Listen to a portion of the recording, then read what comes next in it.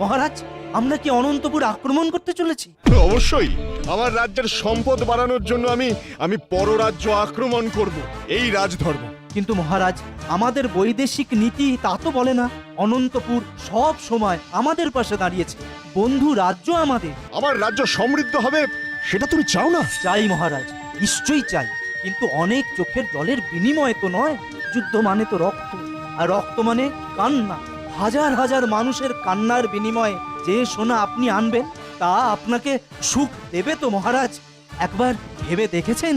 লুণ্ঠন কিন্তু রাজার কাজ নয় মহারাজ, রাজার কাজ নয়, তস্করের কাজ, তস্করের কাজ মহারাজ। তোমাকে আমি এই মুহূর্তে কারাগারে নিক্ষেপ করলাম। এই কে আছিস? মন্ত্রী বিদ্যাপতিকে কারাগারে নিক্ষেপ কর।